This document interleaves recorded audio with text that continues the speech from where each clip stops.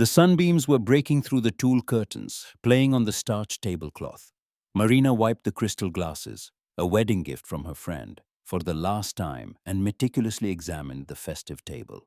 Today was exactly 1 year since the day she and Andrei became husband and wife. 1 year of happiness, laughter, morning hugs, and a whole year of forced smiles when meeting with his mother, Lyudmila Petrovna. Marina took a couple of steps back, assessing the composition. In the center of the table, a vase of peonies, Andrei's favorite flowers, salads lined up in a semicircle, like soldiers on parade. A bottle of good wine was waiting for its time. Everything is perfect. It has to be perfect. The kitchen timer beeped, informing that the meat casserole was ready. Marina, biting her lip, took the dish out of the oven. The smell of rosemary and meat filled the small kitchen of their rented apartment on the outskirts of Minsk. She closed her eyes and remembered the day they met. The Central House of Books, the classical literature department. They both reached for the same volume of Remarque.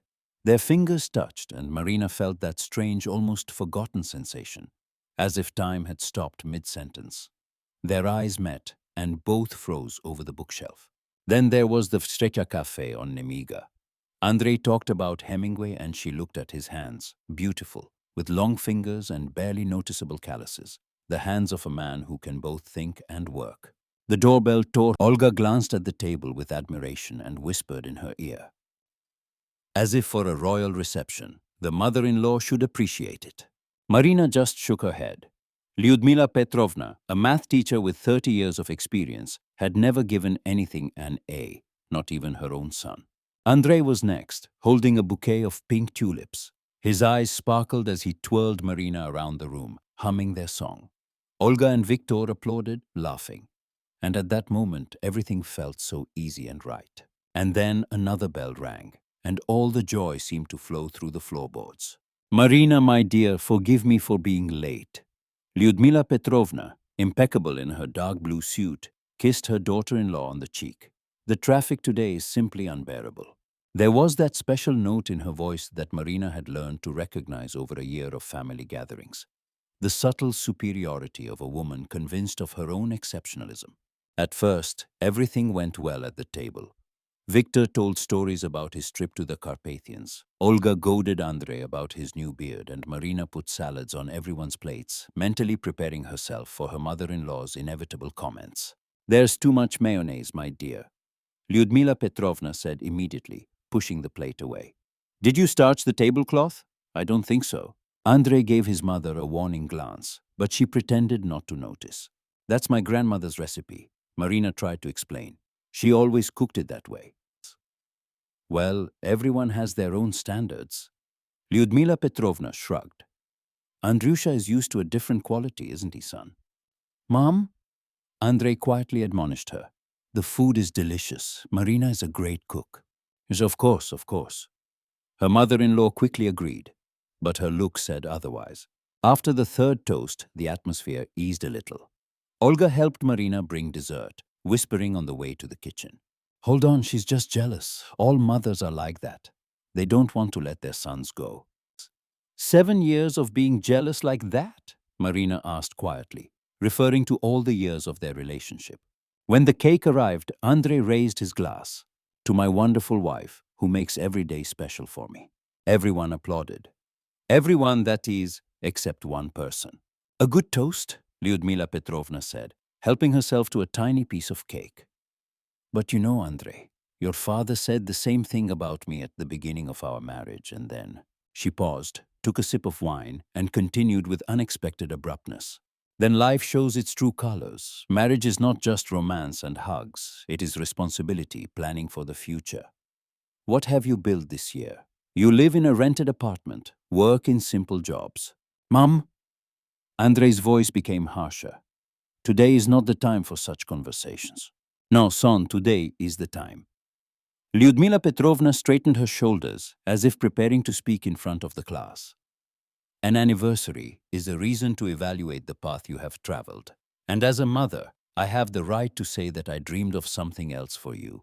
A wife with prospects, with ambitions, with origins." "Lyudmila Petrovna," Olga intervened, "maybe you will try my cake after all. I spent so much time on it." People like you do not deserve my son. The mother-in-law suddenly blurted out, looking straight at Marina. No decent education, no prestigious job, no normal family behind you. An orphanage upbringing is always visible, no matter how hard you try. Silence fell on the room like a concrete slab. Olga gasped, covering her mouth with her hand. Victor coughed nervously, looking at the tablecloth. Andrei froze with his glass raised, his face pale. Marina rose slowly from the table. Her legs could barely support her, but she did not allow herself a single tear. Not here, not in front of this woman. "Excuse me," she said with icy calm. "I need to check something in the kitchen." Instead of the kitchen, she went out onto the small balcony, letting the cool spring air into her lungs. The balcony door creaked behind her. "Are you okay?" Olga put her hand on her shoulder. "Absolutely," Marina answered, looking at the lights of night Minsk. Her face was calm, but something cracked inside, revealing a steel rod. The same one that helped her survive in orphanage number 3, when everyone around her kept saying, "You can't handle it, you can't, you're not worthy." The evening ended quickly and awkwardly. Lyudmila Petrovna left by taxi, citing a headache. Olga and Viktor stayed behind, helping to clear the table. But they soon left, leaving the couple alone. That night, lying next to Andrei, who was quietly snoring, Marina looked at the ceiling and whispered almost inaudibly, "I will prove to you that you are wrong, and this will be your worst nightmare."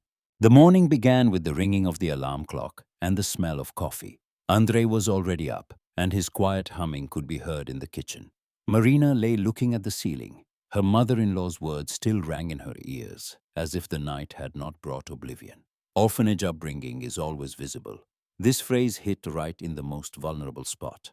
Marina got up and went to the window. Spring Minsk was blooming. The trees were covered with delicate greenery. In the neighboring yard, the grandmothers had already set up benches and were discussing the latest news. An ordinary life, in which she always had a place in the backyard.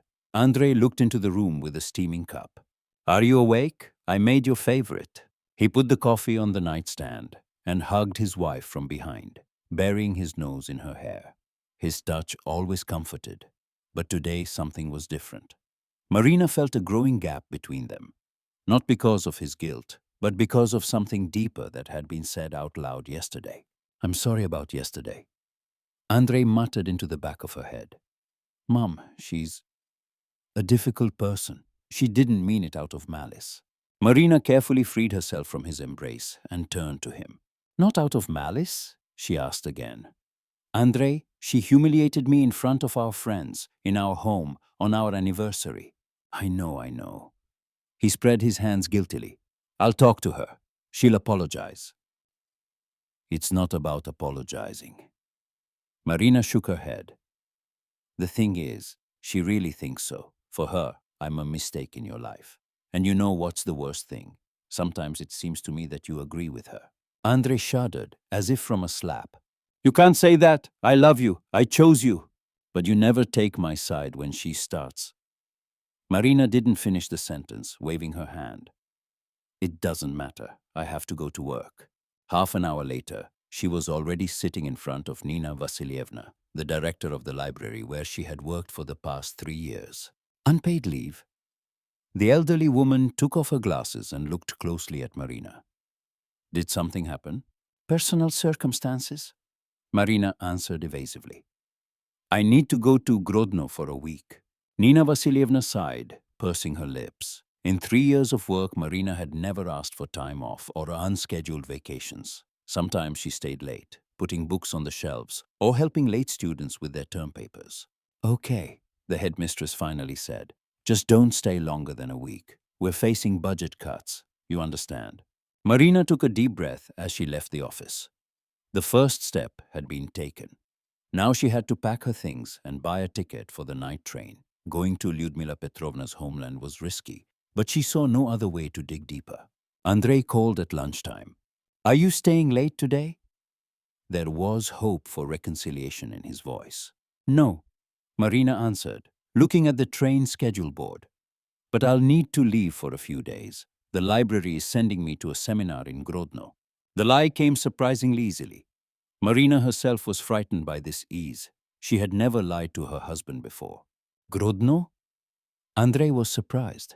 This is the first time I've heard of this seminar. Everything was decided today, Marina explained calmly.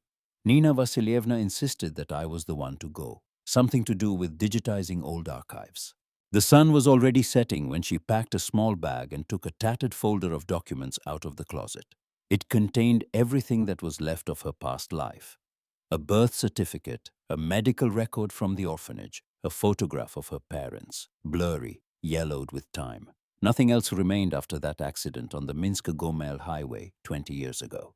Marina carefully ran her fingers over the photograph.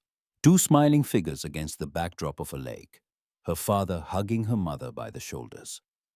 She had almost no memories of their faces, only a feeling of warmth and safety that she had never been able to find in the orphanage. The doorbell made her shudder.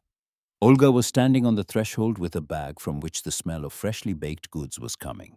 Came to visit and feed.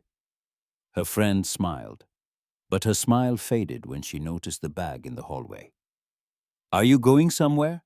Half an hour later, when Olga knew everything, she shook her head. Do you understand that this is madness? Digging into your mother-in-law's past. Marina, maybe I should just talk to Andrei. And what will I tell him? Marina put a cup of tea in front of her friend. Your mother hates me, do something? He's already torn between us. But digging under her? Olga shook her head. Are you sure you want to go this way? Some secrets are better left undisclosed. Marina looked at her friend, remembering all of Lyudmila Petrovna's antics. How she accidentally forgot to invite her to a family celebration. How she told Andrei about ideal brides for him. How she demonstratively ignored her opinion. I want to know who I'm dealing with, Marina said firmly. And I want her to understand that I'm not a nobody. Grodno greeted her with a drizzling rain at night. She took a taxi to a small hotel in the center, where she had booked a room for a week. In the morning, she had to go to the city archives. The old archivist, Stepan Mikhailovich, turned out to be talkative. When Marina introduced herself as a graduate student writing a paper on the history of education in the Grodno region, he eagerly began to show her the catalogs. Could you help me find information about a certain teacher? Marina asked casually. Lyudmila Petrovna Vostokova. She taught mathematics in the 80s. The archivist's wrinkled face suddenly became withdrawn. Vostokova, he asked again. I don't remember her. Maybe she had a different last name before. Marina persisted. She's my scientific supervisor, but I know so little about her career before Minsk. Stepan Mikhailovich did not answer right away. He took off his glasses, wiped them with a handkerchief, then looked somewhere over Marina's head. You know, young lady, I have been working in this archive for 40 years, and I remember all the teachers in our city well. But you'd better look in the official documents. An old man's memory can fail. Something in his voice told Marina. He knew more than he was saying. She spent the whole day sorting through dusty folders with orders on teacher appointments and minutes of teachers' councils. By evening, her eyes ached from the strain, but the result was worth the effort.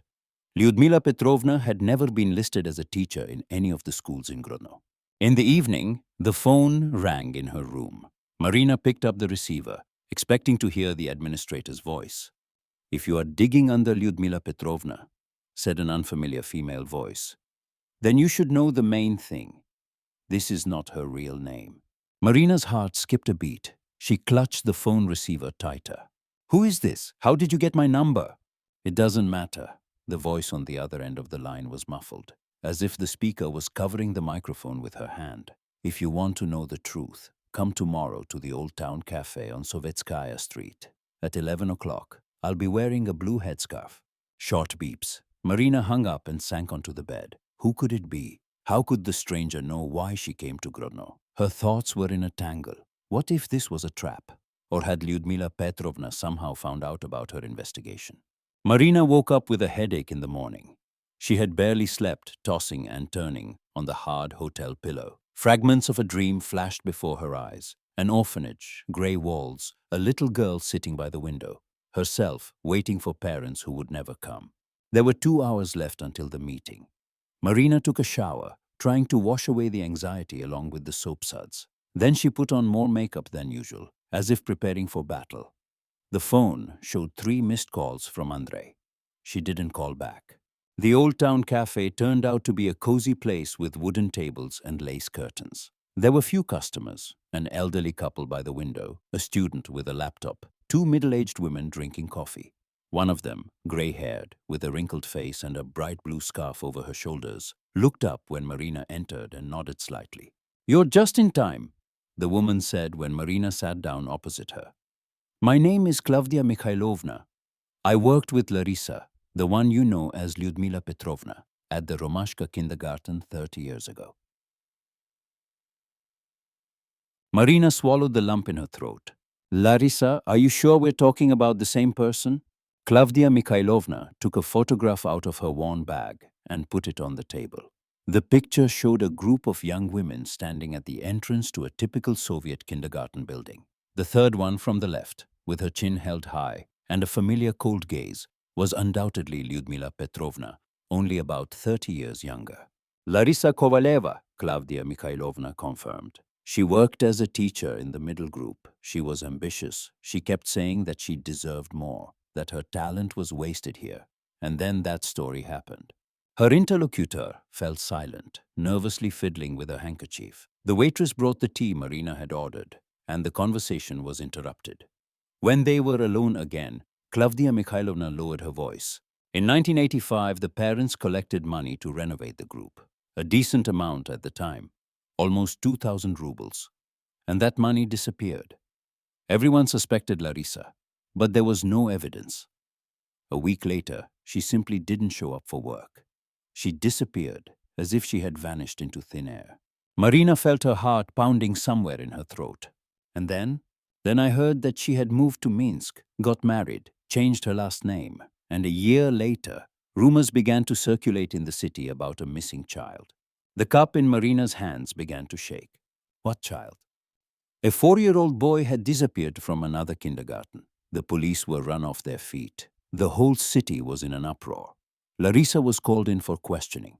She had just come to visit her sick mother. But she had an ironclad alibi. She was in Minsk on the day the child disappeared, documented. Marina remembered her husband's face, his eyes, his smile. Could Lyudmila Petrovna? No, that was crazy. And was the child found? Klavdia Mikhailovna shook her head. No, the case remains unsolved, but since then, Larissa has never appeared in Grodno. She didn't even come to her mother's funeral. And it's unclear what she was afraid of, if she was innocent.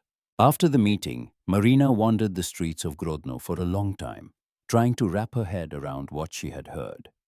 Money is one thing, but the talk about a missing child is a completely different story. Could her mother-in-law really do something like that? And how is this connected with Andre?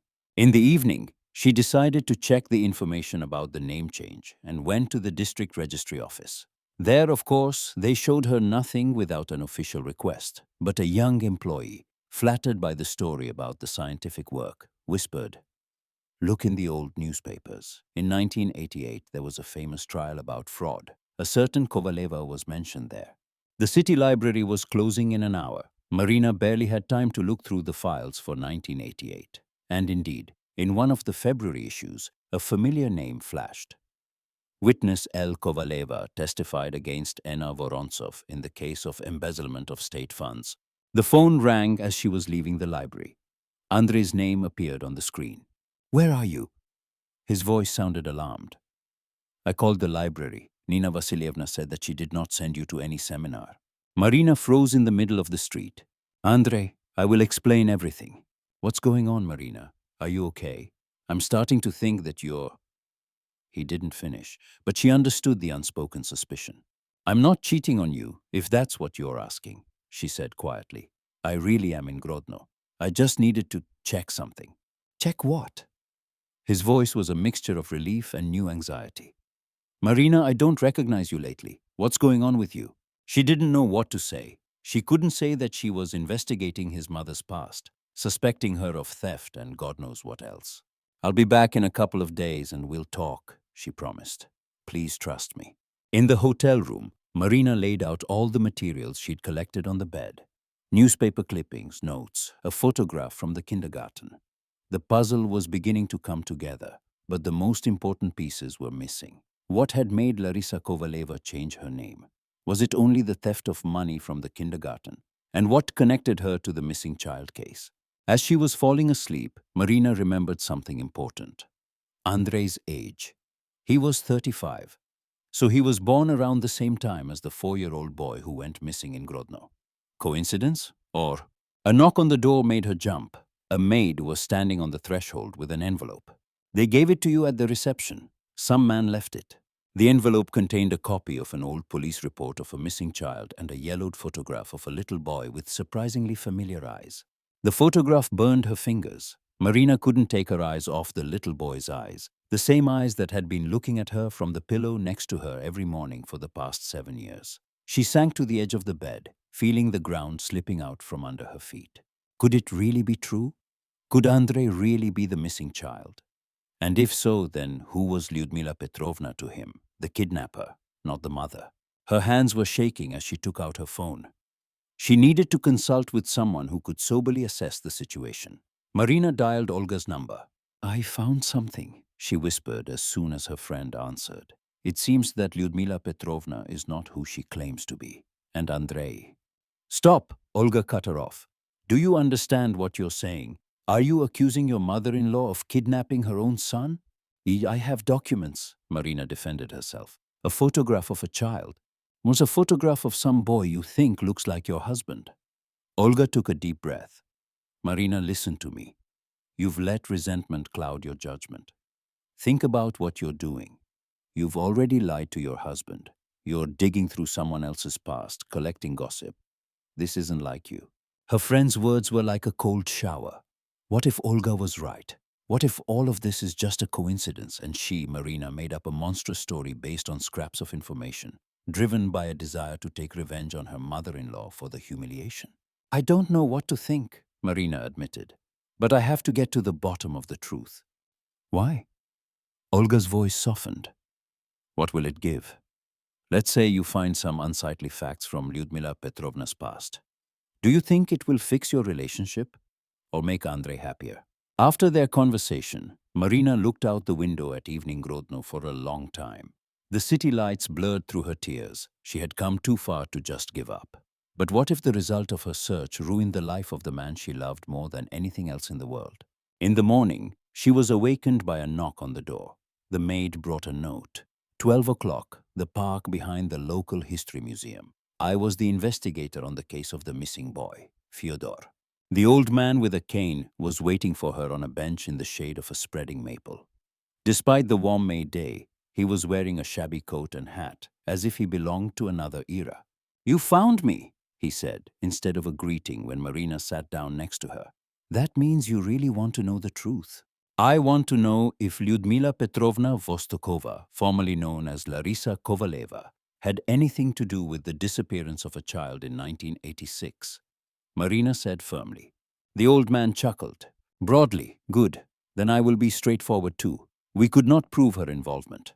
She did have an alibi, but there were too many coincidences." "What coincidences?" "She worked in that kindergarten 6 months before the incident. She knew the boy's family. And 3 months after his disappearance, she officially adopted the child in Minsk. Allegedly the son of his dead sister. The documents were in order, but you suspected that this was the same boy." Marina held her breath. "I can't say for sure." Fyodor shook his head. "That case is still open. And now tell me, why do you need all this? Are you from the police?" Marina bit her lip. She suddenly felt scared by what she was about to say. "I'm married to Larisa Kovaleva's son, and I'm afraid that my husband is the missing child." The old man's face turned to stone. "Young lady, you're playing with fire. If your suspicions are correct, then this is not just a case of theft or fraud. It's much more serious." "I don't know what to do," Marina admitted. "I just wanted to find something so that—" She didn't finish the sentence, ashamed of her own motives. "To take revenge?" The old man nodded understandingly. "Be careful. The truth sometimes costs too much. Sometimes it destroys more than a lie." Returning to the hotel, Marina found a message from Andrei. "I'm coming to Grodno. I'll be there tomorrow morning. We need to talk." Her heart sank. How did he know where she was? What would she tell him? All night, Marina put the pieces of the puzzle together, trying to find an explanation that wouldn't make her look crazy in her husband's eyes. Towards morning, she dozed off, but was soon awakened by a ringing mobile. "You forgot your phone!" Andrei's voice came from the receiver. Marina looked around in confusion. Her phone was on the nightstand. "I mean, at your home," her husband explained. It kept calling, and I answered. It was some Klavdia Mikhailovna. She was very surprised to hear from me. Marina went cold. The home phone. She had completely forgotten about it. "She asked if you found anything about my mother." Andrei continued, his voice growing colder with every word. And then she started telling some wild story about stealing money from a kindergarten. "What's going on, Marina? What are you doing?" Marina closed her eyes. She had no choice. "I'll tell you everything when you arrive." "I've already arrived," Andrei answered. "I'm in the lobby of your hotel." 10 minutes later, he was sitting on the edge of her bed, silently looking at the papers, newspaper clippings, and photographs scattered everywhere. "You're crazy," he finally said. "You want to destroy my family because of some insult." "I want to know the truth," Marina cried. "Why does your mother hate me so much? Why did she change her name? Why are there so many dark spots in her past?" Andrei jumped up and raked the papers off the table. "The truth?" he hissed. "The truth is that you are obsessed with hatred for my mother. You are ready to believe any nonsense just to blacken her name. Look at the photo." Marina handed him the snapshot of the boy. "It's you, Andrei. Those are your eyes." He glanced at the photo and turned pale. "Where did you get this?" "A former investigator gave it to me. This boy disappeared from a kindergarten in Grodno. And 3 months later, your mother adopted a child in Minsk. You, Andrei." He threw the photo as if it had burned his fingers. "I'm leaving. I need to think." When the door closed behind him, Marina felt devastated. What had she done? Was revenge worth the ruined happiness? The phone rang as she was packing her things, preparing to return to Minsk. Her mother-in-law's name appeared on the screen. "Marina," Lyudmila Petrovna's voice sounded unusually soft. "I need to talk to you. It's very important." "I know everything about you," Marina blurted out. There was a long pause on the other end. "Not everything," her mother-in-law finally answered. "I'll be waiting for you tomorrow at 12 o'clock in your apartment." "Why?" "To apologize," Lyudmila Petrovna simply said and hung up. Marina stood there, clutching the phone and the documents she had collected. Why now? Why did her mother-in-law suddenly decide to apologize? What made her change her attitude? The next day, exactly at noon, Marina stood in front of the door of her own apartment with a folder of documents in her hands, preparing for the decisive confrontation. The doorbell rang, as if announcing the beginning of the final act. Lyudmila Petrovna stood at the threshold with a bouquet of flowers. "I came to apologize," she said, but noticing the folder in Marina's hands, she suddenly turned pale. "What is this?" The two women froze at the threshold, separated not only by distance, but also by years of misunderstanding, resentment, and secrets. Marina clutched the folder with the documents tighter. "Come in," she said, stepping aside. Lyudmila Petrovna entered, stepping carefully, as if afraid to scare away the fragile truce. She looked different, without her usual arrogance, with some new vulnerability in her gaze. She put the bouquet on the coffee table and sank into an armchair. "I know what you found," she said quietly without raising her eyes. "And I came to tell you everything myself." Marina sat down opposite, still holding the folder in her hands. She had been preparing for this moment, running through dozens of conversation options in her head, from angry accusations to cold triumph. But now, looking at her mother-in-law's drooping shoulders, she felt only a strange emptiness. "I'm listening," she said simply. Lyudmila Petrovna sighed deeply. 30 years ago, I really was a different person. Larisa Kovaleva, a young kindergarten teacher, full of ambition and despair." She looked up at Marina. "I grew up in poverty, studied better than everyone else, dreamed of escaping poverty. But life decided otherwise. Pregnant at 19, unfinished college, working for pennies." She spoke slowly, choosing her words carefully, as if she were walking on thin ice. I didn't steal that child. I swear to you, I didn't steal it. But I did take money from the parental fund. I was going to return it from my paycheck, but someone noticed the loss earlier. I panicked and ran away to Minsk to my cousin. And the name change? Marina asked.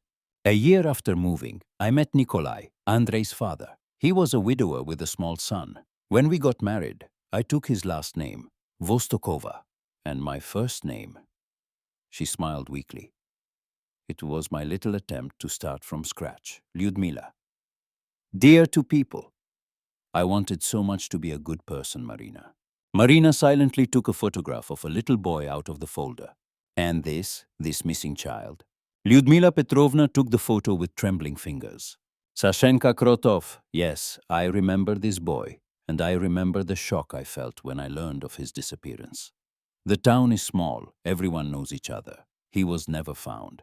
And you never thought that, Andrei? Marina couldn't finish the question. That Andrei is Sasha? Lyudmila Petrovna shook her head. No, never. Andrei is Nikolai's biological son from his first marriage. He was almost 2 years old when we met. I have all the documents, the birth certificate, the photographs. But the resemblance... A coincidence, Marina. Just a coincidence. Fair-haired children often look alike. They fell silent. Outside the window, the May rain rustled, the first of the season. Large drops drummed on the windowsill, washing away the dust of the long spring. Why did you come to apologize now? Marina finally asked. Because of my investigation. Lyudmila Petrovna lowered her head. Andrei called me yesterday. He was furious, told me what you found, what you suspected. She looked up, her eyes full of tears. Do you know what he said? Mom, I don't care what happened in your past. But if you don't make peace with Marina, I will lose my family, both you and her. She took a handkerchief from her purse and dabbed her eyes. Then I realized what I had done. All my life I tried to atone for that old mistake, to be the perfect mother, to create a flawless life for my son, and I almost destroyed it with my own hands. Why did you dislike me so much from the very beginning? Marina asked quietly. Lyudmila Petrovna smiled bitterly. Because you reminded me of myself at your age, just as stubborn, determined, ready to do anything for love. I was afraid that you would make the same mistake as me, that you would break my son's heart. She shook her head, but instead I almost broke his heart myself. I was unfair to you, she continued after a pause. What I said on the anniversary, it's unforgivable. Your orphanage past is not a flaw. It's proof of your strength.